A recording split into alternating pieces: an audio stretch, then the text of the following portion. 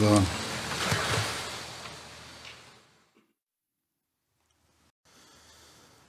الله أكبر الله أكبر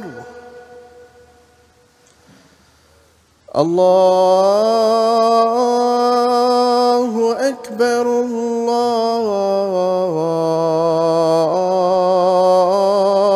الله أكبر أشهد أن لا إله إلا الله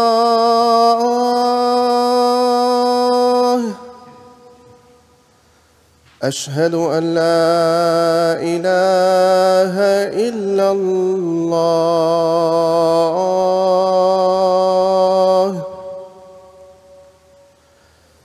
أشهد أن محمدًا رسول الله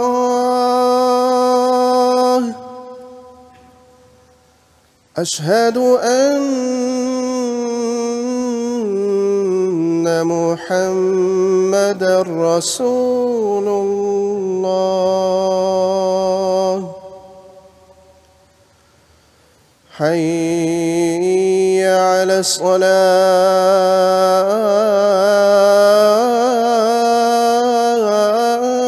الصلاة حي على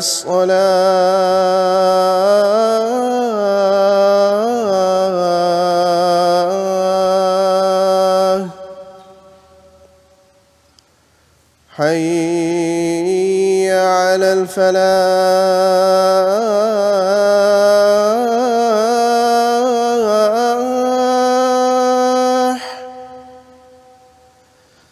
حي على الفلاح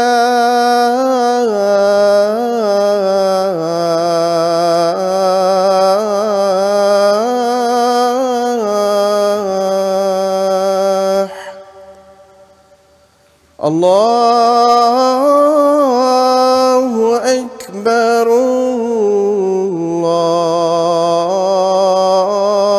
الله أكبر لا إله إلا الله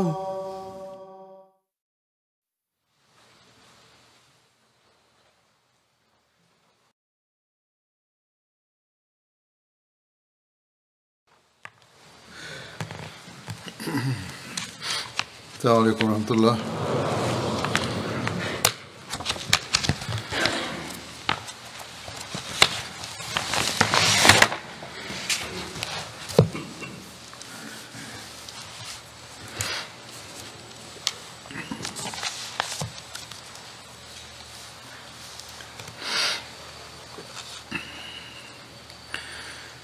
أشهد أن لا إله إلا الله وحده لا شريك له وأشهد أن محمدًا عبده ورسوله أما بعد فأعوذ بالله من الشيطان الرجيم بسم الله الرحمن الرحيم الحمد لله رب العالمين الرحمن الرحيم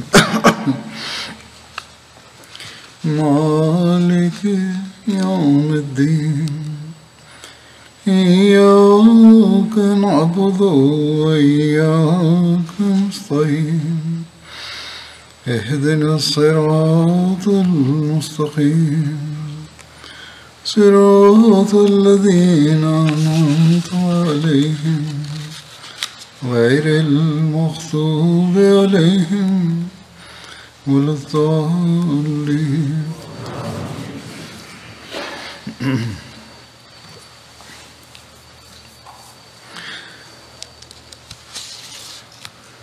गुज़श्ता खुतबे के आखिर पर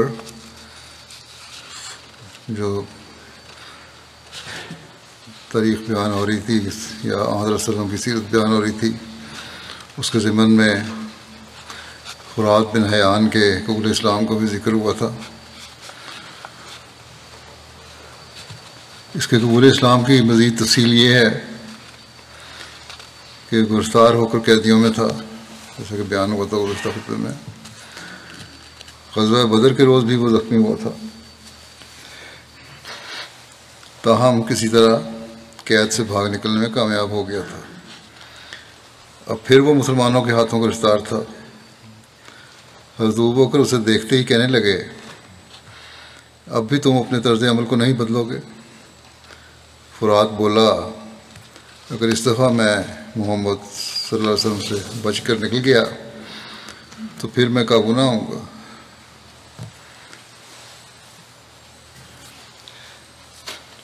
حضرت ابوبکر کہنے لگے، پھر اسلام قبول کر لو، اگر تم نے بچ کے نکلنا ہی ہے تو ایک ہی طریقہ ہے کہ اسلام قبول کر لو۔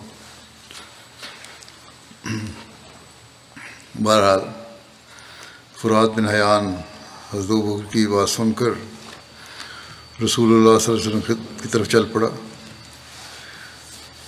اپنے ایک انصاری دوست کے پاس سے گزرتے ہوئے کہنے لگا کہ میں تو مسلمان ہوں۔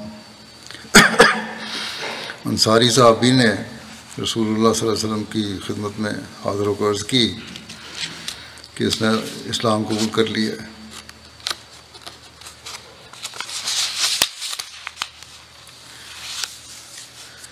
آپ صلی اللہ علیہ وسلم نے اس کا معاملہ اللہ کے سپرد کرتے ہوئے فرمایا، اِنَّ مِنْکُمْ رِجَالًا نَقِلُهُمْ إِلَىٰ ایمانِهِمْ، کہ بلا شبہ تم میں سے کچھ ایسے لوگ بھی ہیں جنہیں ہم ان کے ایمان کے حوالے کرتے ہیں۔ اگر یہ کہتا ہے کہ اسلام میں نے قبول کر لیا، ٹھیک ہے، پھر اس کا اور اللہ کا معاملہ ہے۔ بہرحال نبی کریم صلی اللہ علیہ وسلم نے اسے رہا کر دیا اس بات سے۔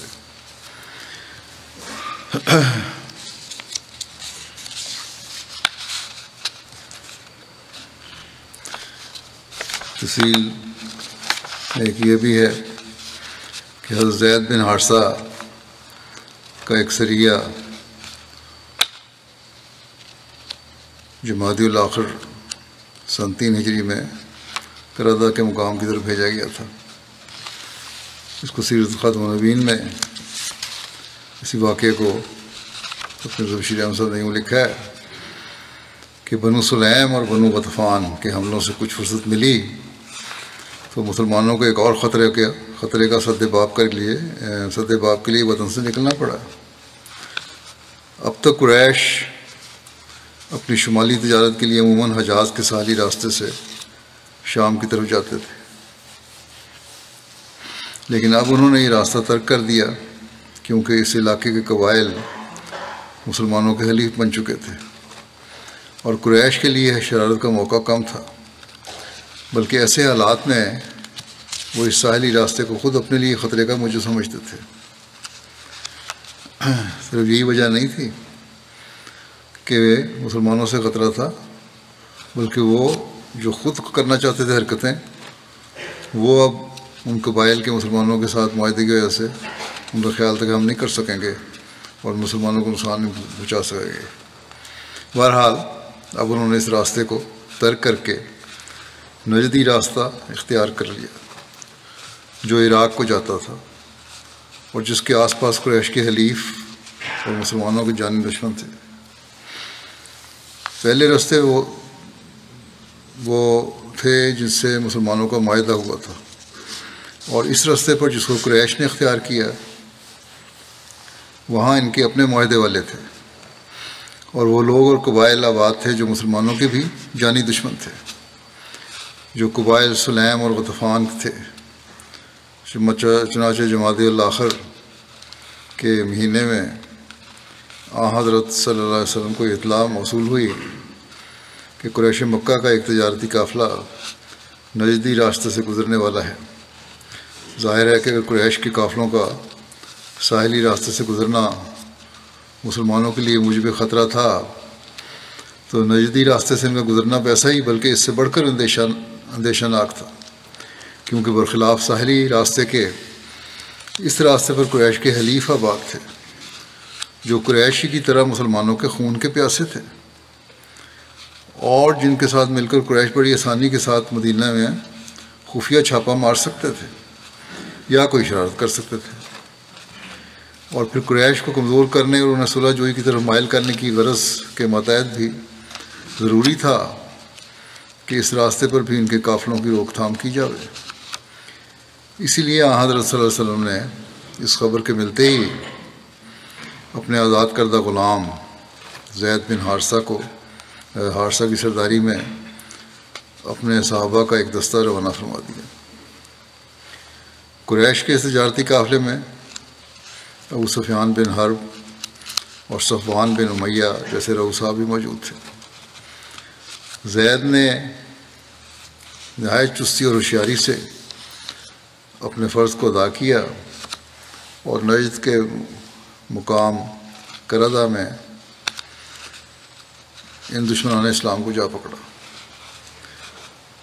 اور اسی اچانک حملے سے گھبرا کر قریش کے لوگ قافلے کے اموال اور جو بھی ان کا مال تھا اس کو چھوڑ کر بھاگ گئے، اور زید بن حارثہ اور ان کے ساتھی ایک کثیر مال غنیمت کے ساتھ مدینہ میں کامیاب و کامران واپس آئے۔ بعض مورخین نے لکھا ہے کہ قریش کے اس قافلے کا رہبر ایک فرات نامی شخص تھا جو مسلمانوں کے ہاتھ قید ہوا اور مسلمان ہونے پر رہا کر دیا گیا، لیکن دوسری روایتوں سے پتہ لگتا ہے کہ مسلمانوں کے خلاف مشرکین کا جاسوس تھا، مگر بعد میں مسلمان ہو کر مدینہ میں ہجرت کر کے آ گیا۔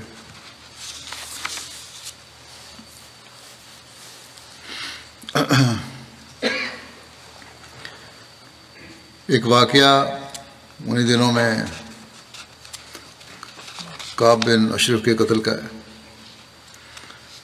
کعب بن اشرف مدینہ کے سرداروں میں سے تھا اور حضرت صلی اللہ علیہ وسلم کے معاہدے میں شامل تھا، لیکن معاہدہ کر کے بعد میں اس نے فتنہ پھیلانے کی کوشش کی اور اس کے قتل کا حکم حضرت صلی اللہ علیہ وسلم نے دیا۔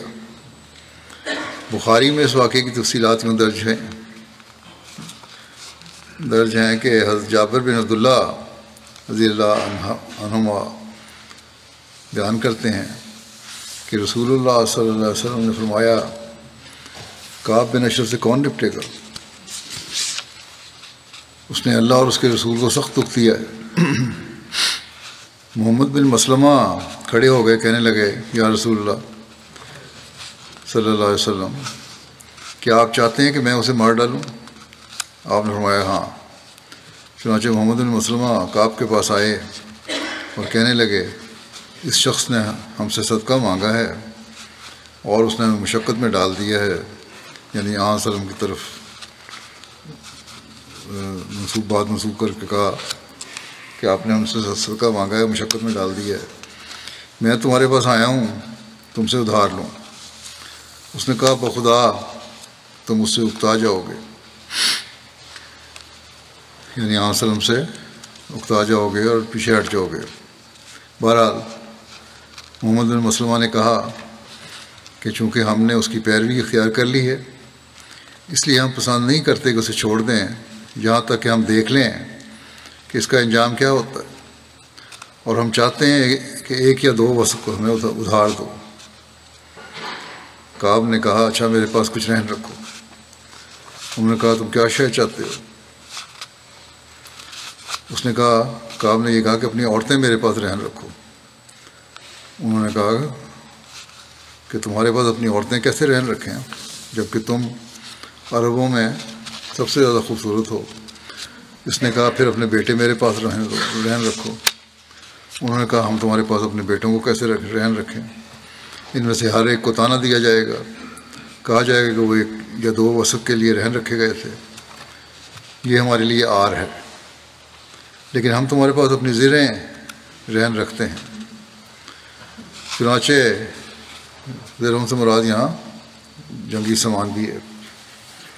چنانچہ انہوں نے کعب سے پھر اس کے پاس آنے کا وعدہ کیا۔ چنانچہ وہ اس کے پاس رات کو آئے اور ان کے ساتھ ابو نائلہ بھی تھے جو کعب کے رضائی بھائی تھے۔ اس نے انہیں قلعے میں بلایا، وہ ان کے پاس قلعے میں جو چلے گئے تو وہ اپنے بالا خانے سے وہ نیچے اترا. اس کی بیوی اس سے کہنے لگی کہ اس وقت تم کہاں جاتے ہو؟ کعب نے کہا یہ تو محمد بن مسلمہ اور میرے بھائی ابو نائلہ ہیں، انہوں نے بلایا، ان کے پاس جا رہا ہوں. اس کی بیوی نے کہا میں ایسی آواز سنتی ہوں کہ گویا جس سے خون ٹپک رہا ہے. کعب بولا کہ معزز آدمی کو رات کے وقت حملے کے لیے بھی بلایا جائے تو وہ ضرور جائے گا. بہرحال محمد بن مسلمہ اپنے ساتھ 2 آدمی بھی لے گئے تھے. محمد بن مسلمہ نے کہا جب کعب آئے تو ان آدمیوں کو کہا کہ میں اس کے بال پکڑوں گا اور اسے سونگھوں گا. جب تم دیکھو کہ میں نے اس کا سر مضبوطی سے پکڑ لیا ہے تو تم بڑھ کر اس کا کام تمام کر دینا. چنانچہ کعب ان کے پاس نیچے آیا چادر لپیٹے ہوئے اور اس سے خوشبو کی لپٹیں اٹھ رہی تھیں. محمد بن مسلمہ نے کہا آج جیسی خوشبو تو میں نے کہیں نہیں پائی، یعنی بہترین خوشبو ہے. کعب نے کہا میرے پاس عرب کی عورتوں میں سے سب سے زیادہ معطر ہیں اور سب سے زیادہ خوبصورت. محمد بن مسلمہ نے کہا کیا تم مجھے اجازت دیتے ہو کہ تمہارے سر کو سونگھوں؟ اس نے کہا ہاں. تو انہوں نے اس کو سونگھا، پھر اپنے ساتھیوں کو سونگھایا، پھر کہا کیا تم مجھے اجازت دیتے ہو؟ اس نے کہا ہاں. پھر جب محمد بن مسلمہ نے اس کو مضبوطی سے پکڑ لیا تو کہا تم اس کو پکڑو اپنے ساتھیوں کا. انہوں نے اس کو قتل کر دیا. پھر وہ نبی صلی اللہ علیہ وسلم پاس آیا اور آپ کو بتایا. کعب کے زخمی ہونے کی مزید تفصیل شرح بخاری کی شرح عمدۃ القاری میں یہ ہے کہ محمد بن مسلمہ نے اپنے ساتھیوں کے ساتھ جب کعب بن اشرف پر حملہ کیا اور اس کو قتل کر دیا تو ان کے ایک ساتھی حضرت حارث بن اوس کو تلوار کی نوک لگی اور وہ زخمی ہو گئے. اپنے ساتھیوں کی تلوار کی نوک سے زخمی ہوئے تھے.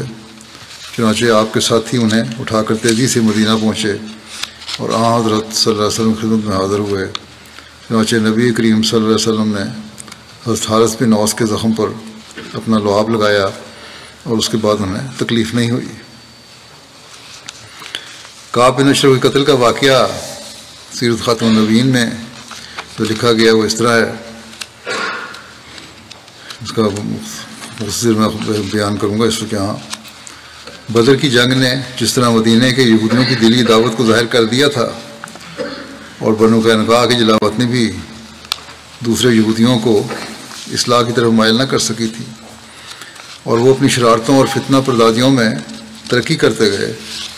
چنانچہ کعب بن اشرف کے قتل کا واقعہ اسی سلسلے کی ایک کڑی ہے. کعب گو مذہباً یہودی تھا لیکن دراصل یہودی النسل نہ تھا بلکہ عرب تھا. اس کا باپ اشرف بنو نبھان کا ایک ہوشیار اور چلتا پرزہ آدمی تھا جس نے مدینہ میں آ کر بنو نذیر کے ساتھ تعلقات پیدا کیے. ان کا حلیف بن گیا اور بالآخر اس نے اتنا اقتدار اور رسوخ پیدا کر لیا کہ قبیلہ بنو نذیر کے رئیس اعظم ابو رافع بن ابو الحقیق نے اپنی لڑکی اسے رشتے میں دے دی. اس لڑکی کے بطن سے کعب پیدا ہوا جس نے بڑے ہو کر اپنے باپ سے بھی بڑھ کر رتبہ حاصل کیا، حتیٰ کہ بالآخر اسے یہ حیثیت حاصل ہو گئی کہ تمام عرب کے یہودی اسے گویا اپنا سردار سمجھنے لگ گئے. کعب ایک وجیح اور شکیل شخص ہونے کے علاوہ ایک قادر الکلام شاعر اور نہایت دولت مند آدمی تھا. ہمیشہ اپنی قوم کے علماء اور دوسرے ذی اثر لوگوں کو اپنی مالی فیاضی سے اپنے ہاتھ کے نیچے رکھتا تھا، مگر اخلاقی نقطۂ نظر سے وہ ایک نہایت گندے اخلاق کا آدمی تھا اور خفیہ چالوں اور ریشہ دوائیوں کے فن میں اسے کمال حاصل تھا. کوئی برائی ایسی نہیں تھی جس میں نہ ہو. جب حضرت صلی اللہ علیہ وسلم مدینہ میں ہجرت کر کے تشریف لائے تو کعب بن اشرف نے دوسرے یہودیوں کے ساتھ مل کر اس معاہدے میں شرکت اختیار کی جو حضرت صلی اللہ علیہ وسلم اور یہود کے درمیان باہمی دوستی اور امن و امان اور مشترکہ دفاع کے متعلق طے کیا گیا تھا. ظاہراً تو یہ معاہدہ کیا اس نے، مگر یہ اندر ہی اندر کعب کے دل میں بغض اور عداوت کی آگ سلگنے لگی اور اس نے خفیہ چالوں اور مخفی ساز باز سے اسلام اور بانی اسلام صلی اللہ علیہ وسلم کی مخالفت شروع کر دی۔ چنانچہ لکھا ہے کہ کعب ہر سال یہودی علماء و مشائخ کو بہت سی خیرات کر دیا کرتا تھا، لیکن جب حضرت صلی اللہ علیہ وسلم کی ہجرت کے بعد یہ لوگ اپنے سالانہ وظائف لینے کے لیے اس کے پاس آئے تو اس نے باتوں باتوں میں ان کے پاس حضرت صلی اللہ علیہ وسلم کا ذکر شروع کر دیا اور ان سے آپ کے متعلق مذہبی کتب کی بنا پر رائے دریافت کی۔ تو انہوں نے کہا کہ بظاہر تو یہ وہی نبی معلوم ہوتا ہے جس کا ہمیں وعدہ دیا گیا ہے توریت میں۔ کعب اس پر جواب پر بڑا بگڑ گیا ہے اور سب کو بڑا سخت اور بڑا سخت سست کہا، برا بھلا کہا اور رخصت کر دیا، اور جو خیرات انہیں دیا کرتا تھا وہ نہ دی۔ یہودی علماء کی جب روزی بند ہو گئی تو کچھ عرصے کے بعد پھر کعب کے پاس گئے اور کہا کہ ہمیں علامات سمجھنے میں غلطی لگ گئی تھی، ہم نے دوبارہ غور کیا ہے، دراصل محمد صلی اللہ علیہ وسلم وہ نبی نہیں ہے جس کا وعدہ دیا گیا تھا۔ اس جواب سے پھر کعب کا مطلب حل ہو گیا اور اس نے خوش ہو کر ان کو سالانہ خیرات دے دی۔ بہرحال یہ تو ایک مذہبی مخالفت تھی جو گو ناگوار صورت میں کی گئی، لیکن قابل اعتراض نہیں ہو سکتی تھی کہ اس پہ سزا ملے، اور نہ اس بنا پر کعب کو زیر الزام سمجھا جا سکتا تھا۔ اس کے بعد کعب کی مخالفت زیادہ خطرناک صورت اختیار کر گئی، اور بالآخر جنگ بدر کے بعد تو اس نے ایسا رویہ اختیار کیا جو سخت مفسدانہ اور فتنہ انگیز تھا، جس کے نتیجے میں مسلمانوں کے لیے نہایت خطرناک حالات پیدا ہو گئے۔ دراصل بدر سے پہلے کعب یہ سمجھتا تھا کہ مسلمانوں کے جوش ایمان ایک عارضی چیز ہے، اور آہستہ آہستہ یہ سب لوگ خود بخود منتشر ہو کر اپنے آبائی مذہب کی طرف لوٹ آئیں گے۔ لیکن جب بدر کے موقع پر مسلمانوں کو غیر متوقع فتح نصیب ہوئی اور رؤسائے قریش اکثر مارے گئے تو اس نے سمجھ لیا کہ اب یہ نیا دین یوں ہی مٹتا نظر نہیں آتا۔ چنانچہ بدر کے بعد اس نے اپنی پوری کوشش اسلام کے مٹانے اور تباہ و برباد کرنے میں صرف کر دینے کا تہیہ کر لیا۔ اس کے دلی بغض اور حسد کا سب سے پہلا اظہار اس موقع پر ہوا جب بدر کی فتح کی خبر مدینہ پہنچی، تو اس خبر کو سن کر کعب نے اللہ رب الاشعاد یہ کہہ دیا، بڑے کھل کے اعلان کیا، گواہی دیتے ہوئے کہ یہ خبر بالکل جھوٹی معلوم ہوتی ہے، کیونکہ یہ ممکن نہیں کہ محمد صلی اللہ علیہ وسلم کو قریش کے ایسے بڑے لشکر پر فتح حاصل ہو اور مکے کے اتنے نامور رئیس خاک میں مل جائیں، اور اگر یہ خبر سچ ہے تو پھر اس زندگی سے مرنا بہتر ہے۔ بہرحال جب اس خبر کی تصدیق ہو گئی اور کعب کو یقین ہو گیا کہ واقعی بدر کی فتح نے اسلام کو استحکام دے دیا ہے جس کا اسے وہم و گمان بھی نہ تھا، تو وہ غیظ و غضب سے بھر گیا اور فوراً سفر کی تیاری کر کے اس نے مکے کی راہ لی۔ وہاں جا کر اپنی چرب زبانی اور شعر گوئی کے زور سے قریش کے دلوں کی سلگتی ہوئی آگ کو شعلہ بار کر دیا اور بھڑکائی آگ ان کے دل میں مسلمانوں کے خون کی نہ بجھنے والی پیاس پیدا کرتی ہے، ان کے سینے جذبات انتقام اور دعوت سے بھر دیے، اور جب کعب کی اشتعال انگیزی سے ان کے احساسات میں ایک انتہائی درجے کی بجلی پیدا ہو گئی تو اس نے ان کو خانہ کعبہ کے صحن میں لے جا کر اور کعبے کے پردے ان کے ہاتھوں میں دے دے کر ان سے قسمیں لیں کہ جب تک اسلام اور بانی اسلام کو صفحہ دنیا سے ملیاں میٹ نہ کر دیں گے اس وقت تک چین سے نہیں بیٹھیں گے۔ مکے میں یہ آتش فشاں فضا پیدا کر کے اس بدبخت نے دوسرے قبائل کا رخ کیا اور قوم بقوم پھر کر مسلمانوں کے خلاف لوگوں کو بھڑکایا۔ پھر مدینہ میں واپس آ کر اپنے جوش دلانے والے اشعار میں نہایت گندے اور فحش طریق پر مسلمان خواتین کا ذکر کیا، حتیٰ کہ خاندان عود کی مسرات کو بھی اپنے اوباشانہ اشعار کا نشانہ بنانے سے دریغ نہیں کیا اور ملک میں ان اشعار کا چرچا کروایا۔ بالآخر اس نے حضرت صلی اللہ علیہ وسلم کے قتل کی سازش کی اور آپ کو کسی دعوت وغیرہ کے بہانے سے اپنے مکان پر بلا کر چند نوجوان یہودیوں سے آپ کو قتل کروانے کا منصوبہ باندھا، مگر خدا کے فضل سے اس کی وقت پر اطلاع ہو گئی اور اس کی سازش کامیاب نہیں ہوئی۔ جب نوبت یہاں تک پہنچ گئی اور کعب کے خلاف عیش شکنی، بغاوت، تحریک جنگ، فتنہ پردازی، فحش گوئی اور سازش قتل کے الزامات پایہ ثبوت کو پہنچ گئے، تو حضرت صلی اللہ علیہ وسلم نے جو اس بین الاقوامی معاہدے کی روح سے جو آپ صلی اللہ علیہ وسلم کے مدینہ میں تشریف لانے کے بعد اہالیان مدینہ سے ہوا تھا، آپ مدینہ کی جمہوری سلطنت کے صدر اور حاکم اعلیٰ تھے۔ آپ نے یہ فیصلہ صادر فرمایا کہ کعب بن اشرف اپنی کارروائیوں کی وجہ سے واجب القتل ہے، اور اپنے بعض صحابیوں کو ارشاد فرمایا کہ اسے قتل کر دیا جائے۔ لیکن چونکہ اس وقت کعب کی فتنہ انگیزیوں کی وجہ سے مدینہ کی فضا ایسی ہو رہی تھی کہ اگر اس کے خلاف باضابطہ طور پر اعلان کر کے اسے قتل کیا جاتا تو مدینہ میں خطرناک خانہ جنگی شروع ہو جانے کا احتمال تھا، جس میں نامعلوم کتنا کشت و خون ہونا تھا، اور حضرت صلی اللہ علیہ وسلم ہر ممکن اور جائز قربانی کر کے بین الاقوامی کشت و خون کو روکنا چاہتے تھے کہ دونوں آپس میں لڑ مڑ کے مسلمان اور یہودی آپس میں نقصان نہ پہنچائیں، ایک دوسرے سے مارے جائیں۔ تو آپ صلی اللہ علیہ وسلم نے یہ ہدایت فرمائی کہ کعب کو برملا طور پر قتل نہ کیا جائے، بلکہ چند لوگ خاموشی کے ساتھ کوئی مناسب موقع نکال کر اسے قتل کر دیں۔ اور یہ ڈیوٹی آپ نے قبیلہ اوس کے ایک مخلص صحابی محمد بن مسلمہ کے سپرد فرمائی، اور انہوں نے تاکید فرمائی کہ جو طریق بھی اختیار کریں قبیلہ اوس کے رئیس سعد بن معاذ کے مشورے سے کریں۔ محمد بن مسلمہ نے عرض کیا، یا رسول اللہ، خاموشی کے ساتھ قتل کرنے کے لیے تو کوئی بات کہنی ہوگی، یعنی کوئی عذر وغیرہ بنانا پڑے گا جس کی مدد سے کعب کو اسے گھر سے نکال کر کسی محفوظ جگہ میں قتل کیا جا سکے۔ آپ نے عظیم الشان اثرات کا لحاظ رکھتے ہوئے جو اس موقع پر خاموش سزا کے طریق کو چھوڑنے سے پیدا ہو سکتے تھے فرمایا کہ اچھا۔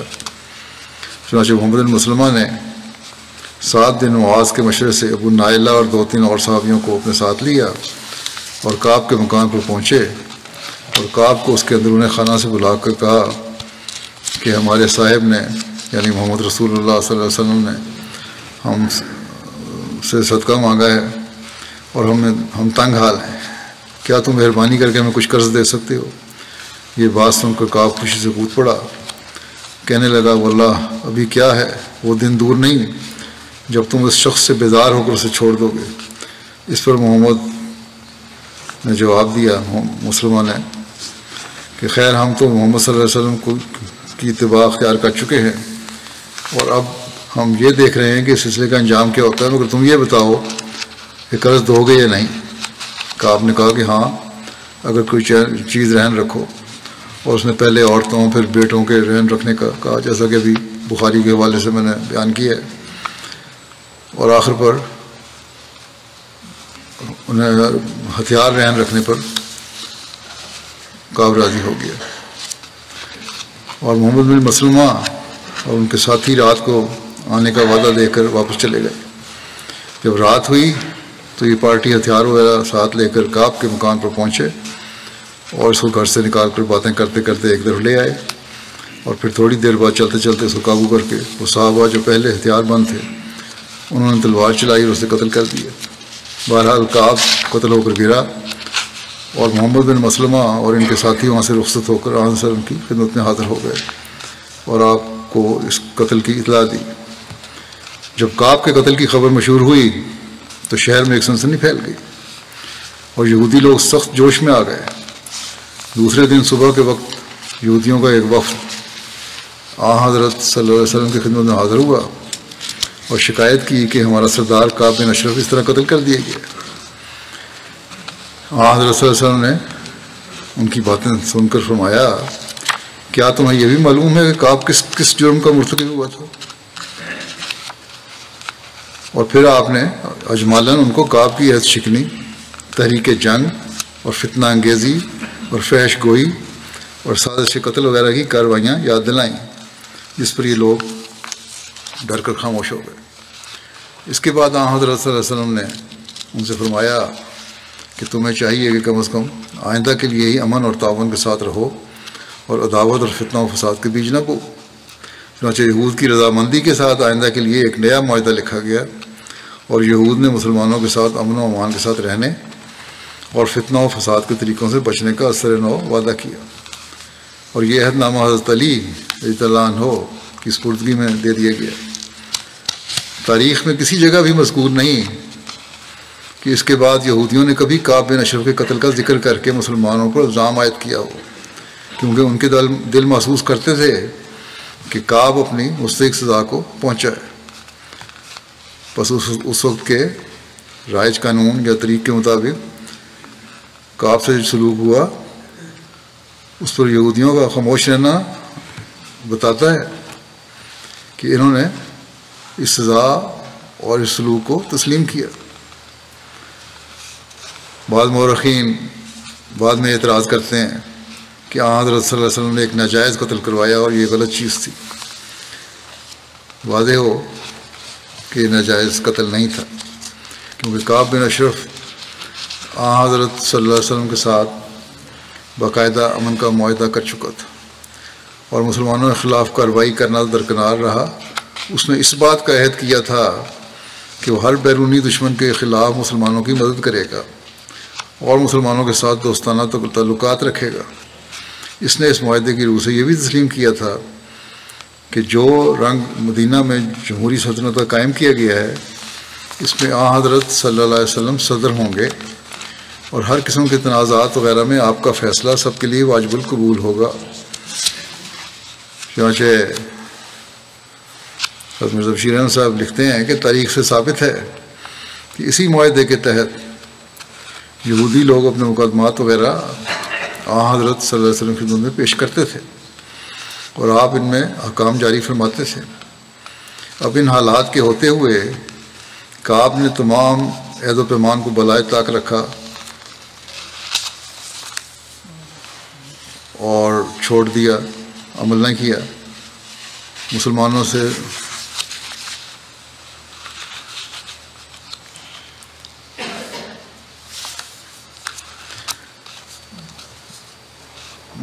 سے بلکہ حق یہ ہے کہ حکومت وقت سے غداری کی۔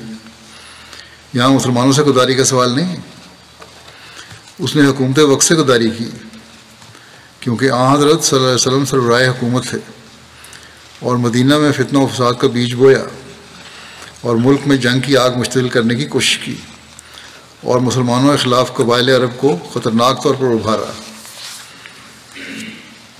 پھر حضرت صلی اللہ علیہ وسلم کے قتل کے منصوبے کیا۔ یہ سب کچھ ایسی حالت میں کیا کہ مسلمان پہلے ہی جو چاروں طرف سے مصائب میں گرفتار تھے ان کے لیے سخت مشکل حالات پیدا کر دیے، اور ان حالات میں کعب کا جرم بلکہ بہت سے جرموں کا مجموعہ ایسا نہ تھا کہ اس کے خلاف کوئی تعزیری قدم نہ اٹھایا جاتا۔ چنانچہ یہ قدم اٹھایا گیا اور آج کل کے مہذب کہلانے والے ممالک میں بغاوت اور عہد شکنی اور اشتعال، جنگ اور سازش کے جرموں میں مجرموں کو قتل کی سزا دی جاتی ہے۔ پھر اعتراض کس چیز کا؟ بلکہ آج کل جو ہو رہا ہے فلسطین اور اسرائیل کے درمیان میں وہ تو بہت بڑھ کے ہو رہا ہے، بہرحال اور جائز بھی نہیں کئی لحاظ سے۔ پھر دوسرا سوال قتل کے طریق کا ہے، اس کو ہم خاموشی سے کیوں قتل کیا، رات کو مارا گیا؟ اس کے متعلق یاد رکھنا چاہیے کہ عرب میں اس وقت کوئی باقاعدہ سلطنت نہیں تھی، ایک سربراہ مقرر کر لیا تھا، لیکن صرف اسی کا فیصلہ نہیں ہوتا تھا، بلکہ اگر اپنے فیصلے کرنا چاہے تو ہر شخص اور ہر قبیلہ آزاد اور خود مختار بھی تھا۔ مجموعی طور پر مشترکہ فیصلے ہوتے تو حضرت صلی اللہ علیہ وسلم کے پاس آتے تھے، اور اگر اپنے طور پر قبیلوں نے کرنے ہوتے تو وہ بھی ہوتے تھے۔ تو ایسی صورت میں وہ کون سی عدالت تھی جہاں کعب کے خلاف مقدمہ دائر کر کے باقاعدہ قتل کا حکم حاصل کیا جاتا؟ کیا یہود کے پاس شکایت کی جاتی جن کا وہ سردار تھا اور جو خود مسلمانوں سے غداری کر چکے تھے، آئے دن فتنے کھڑے کرتے رہتے تھے؟ اس لیے یہ سوال ہی پیدا نہیں ہوتا کہ یہود کے پاس جایا جاتا۔ قبائل سلیم اور غطفان سے داد رسی چاہی جاتی، جو گزشتہ ماہ میں 3-4 دفعہ مدینہ پر چھاپہ مارنے کی تیاری کر چکے تھے، وہ بھی ان کے قبیلے تھے، تو ظاہر ہے کہ ان سے بھی کوئی انصاف نہیں ملنا تھا۔ بہرحال اس وقت کی حالت پر غور کرو اور پھر سوچو کہ مسلمانوں کے لیے سوائے اس کے وہ کون سا راستہ کھلا تھا کہ جب ایک شخص کی اشتعال انگیزی اور تحریک جنگ اور فتنہ پردازی اور سازش قتل کی وجہ سے اس کی زندگی کو اپنے لیے اور ملک کے امن کے لیے خطرہ پاتے ہوئے خود حفاظتی کے خیال سے موقع پا کر اسے قتل کر دیتے، کیونکہ یہ بہت بہتر ہے کہ ایک شریر اور مفسد آدمی قتل ہو جاوے بجائے اس کے کہ بہت سے پرامن شہریوں کی جان خطرے میں پڑے اور ملک کا امن برباد ہو۔ اللہ تعالیٰ بھی یہی فرماتا ہے کہ فتنہ جو ہے وہ قتل سے بڑا ہے۔ بہرحال اس معاہدے کی روح سے جو ہجرت کے بعد مسلمانوں اور یہود کے درمیان ہوا، حضرت صلی اللہ علیہ وسلم کو ایک معمولی شہری کی حیثیت حاصل نہیں تھی، بلکہ آپ اس جمہوری سلطنت کے صدر قرار پائے تھے جو مدینے میں قائم ہوئی تھی، اور آپ صلی اللہ علیہ وسلم کو اختیار دیا گیا تھا کہ جملہ تنازعات اور امور سیاسی میں جو فیصلہ مناسب خیال کریں صادر فرمائیں۔ بس اگر آپ نے ملک کے امن کے مفاد میں کعب کی فتنہ پردادی کی وجہ سے اسے واجب القتل قرار دیا تو یہ کوئی ایسی بات نہیں تھی۔ اس لیے 1300 سال بعد اسلام پر اعتراض کرنے والوں کا یہ اعتراض جو ہے، جو آج کل کے اورینٹلسٹ کرتے ہیں، مستشرقین کرتے ہیں، یہ بودھا ہے، کیونکہ اس وقت تو یہودیوں نے آپ کی بات سن کر اس پر کوئی اعتراض نہیں کیا تھا۔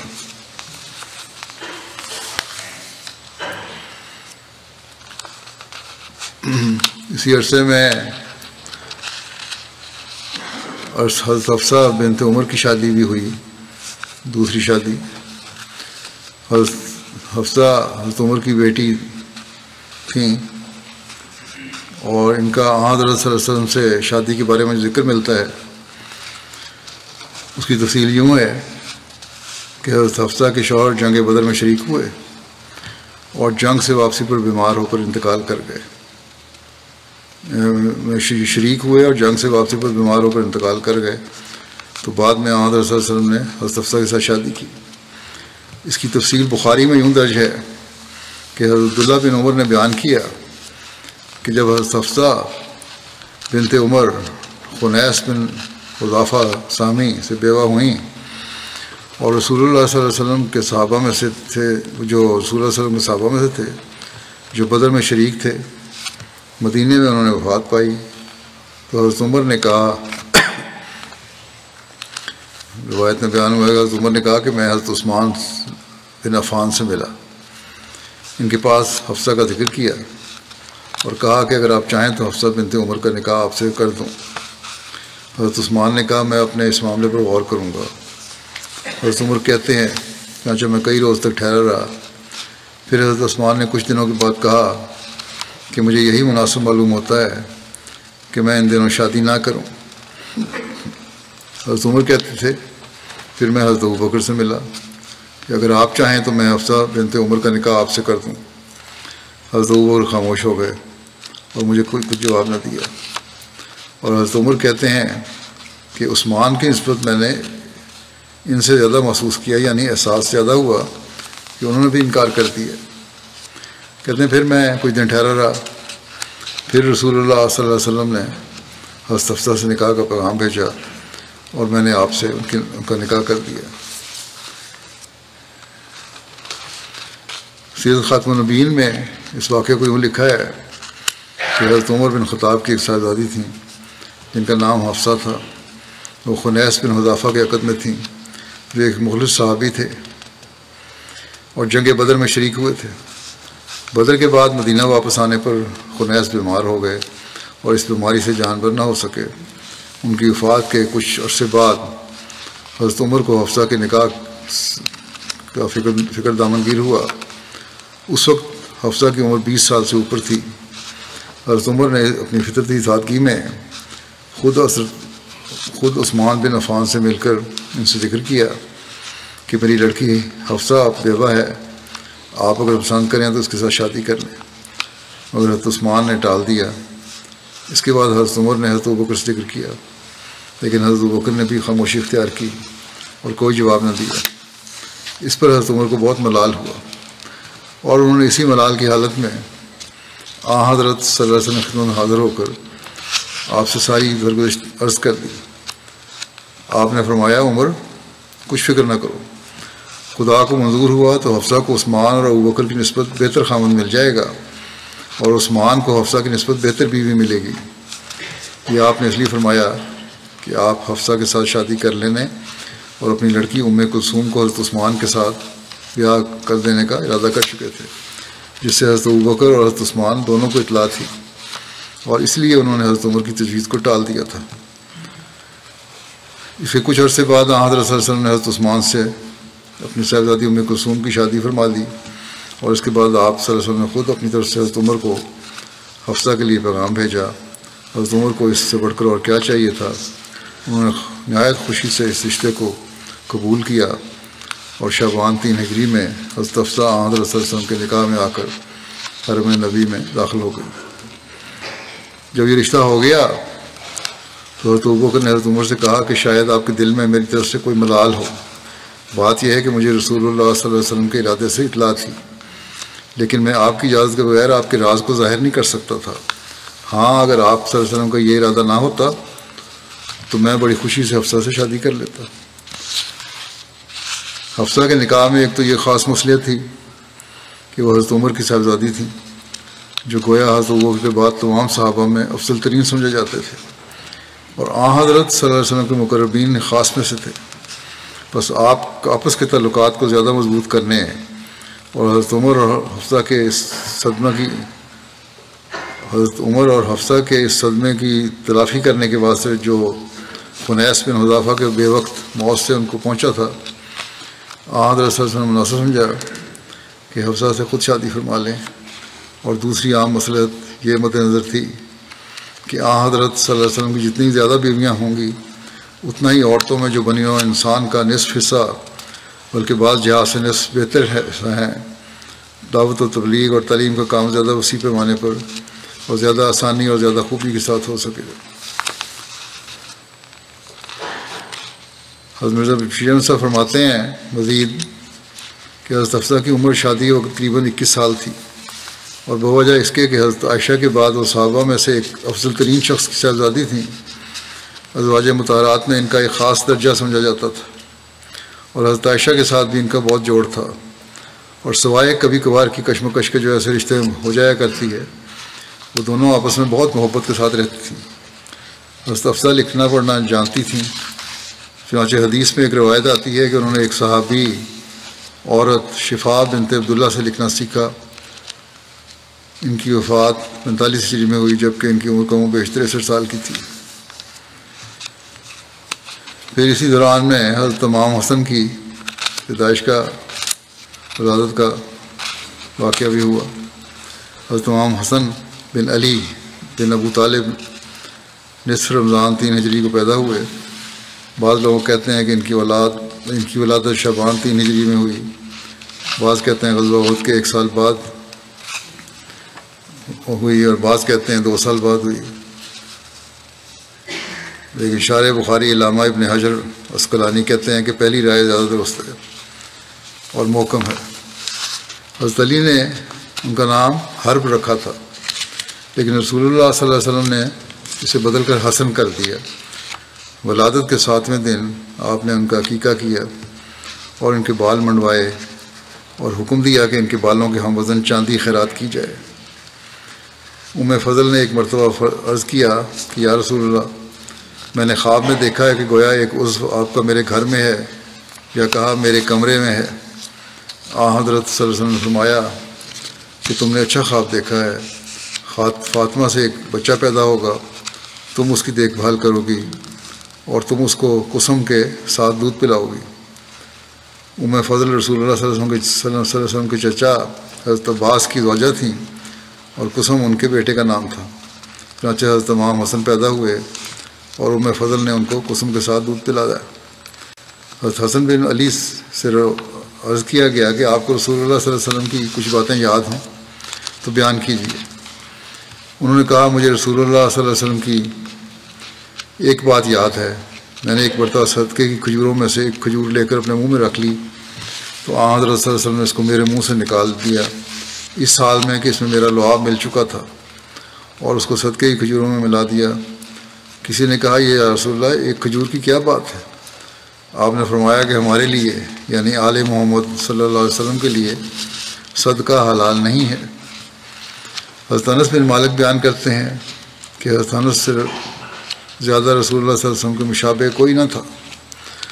حضرت ابن عباس بیان کرتے ہیں کہ رسول اللہ صلی اللہ علیہ وسلم ایک مرتبہ حضرت حسن کو اپنے شانے پر سوار کیے ہوئے تھے۔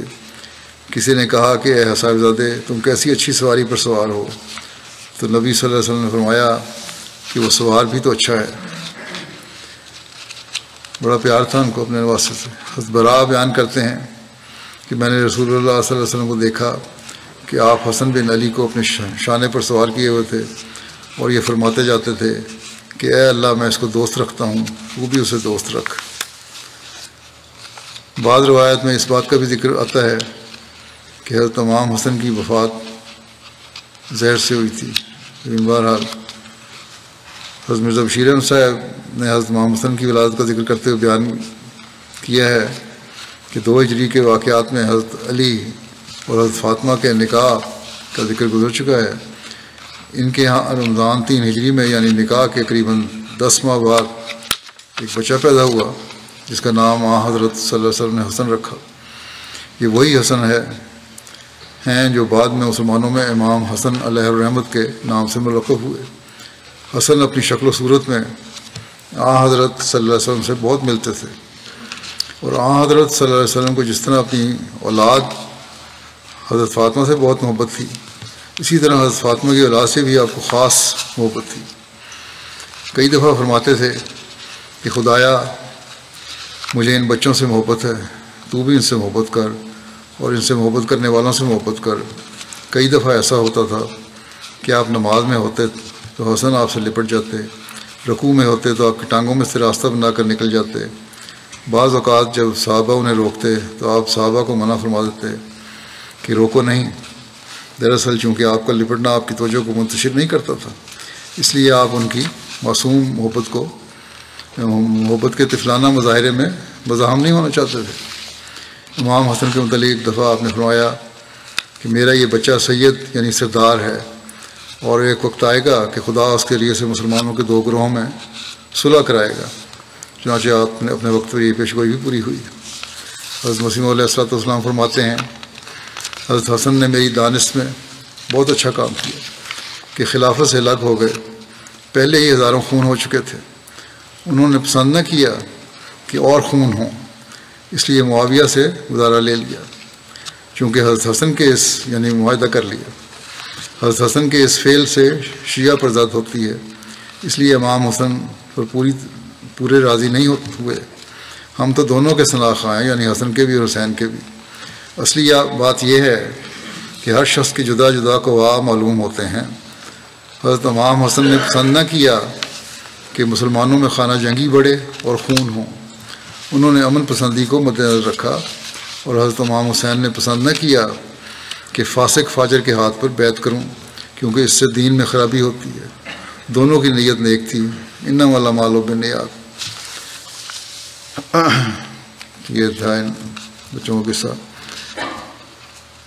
جیسا کہ میں کئی خطبوں سے ذکر کر رہا ہوں فلسطینیوں کے لیے دعا کا، آج بھی اسی بارے میں کہنا چاہتا ہوں، دعائیں جاری رکھیں۔ اب تو ظلم کی انتہا ہوتی جا رہی ہے۔ حماس سے جنگ کے نام پر معصوم بچوں، عورتوں، بوڑھوں، بیماروں کو مارا جا رہا ہے۔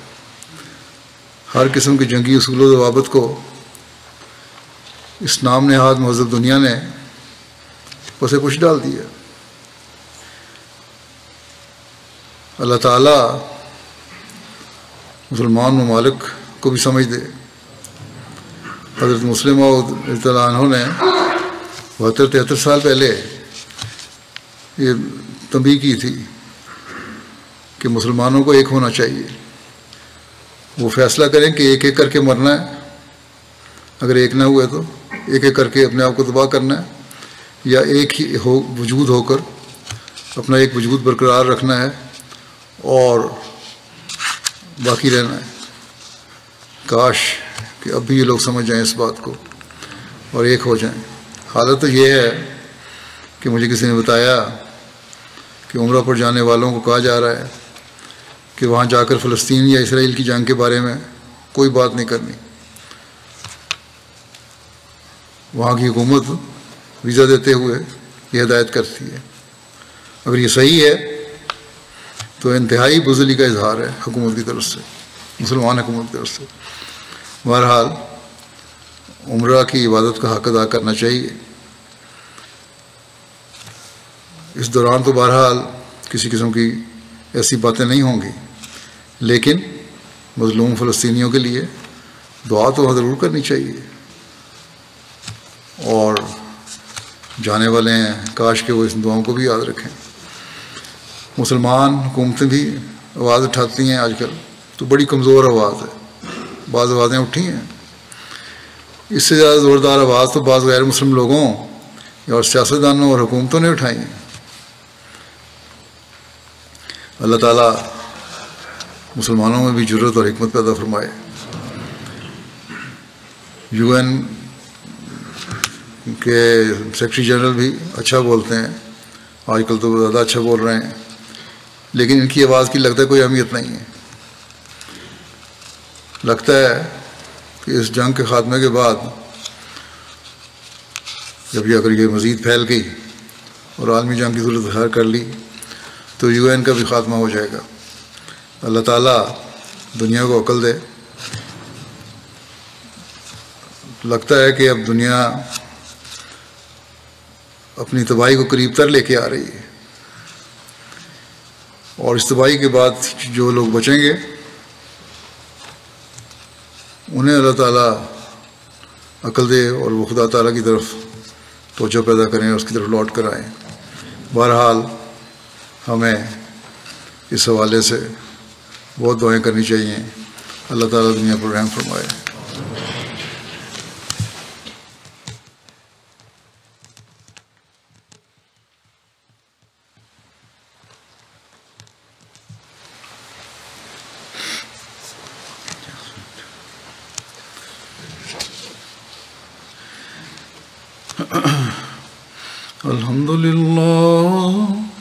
الحمد لله نحمده ونستعينه ونستغفره ونؤمن به ونتوكل عليه ونعوذ بالله من شرور أنفسنا ومن سيئات أعمالنا من يهده الله فلا مضل له ومن يضلل فلا هادي له ونشهد أن لا إله إلا الله ونشهد أن محمدا عبده ورسوله عباد الله رحمكم الله إن الله يأمر بالعدل والإحسان وإيتاء ذي القربى وينهى عن الفحشاء والمنكر والبغي يعظكم لعلكم تذكرون اذكروا الله يذكركم وادعوه يستجب لكم ولذكر الله أكبر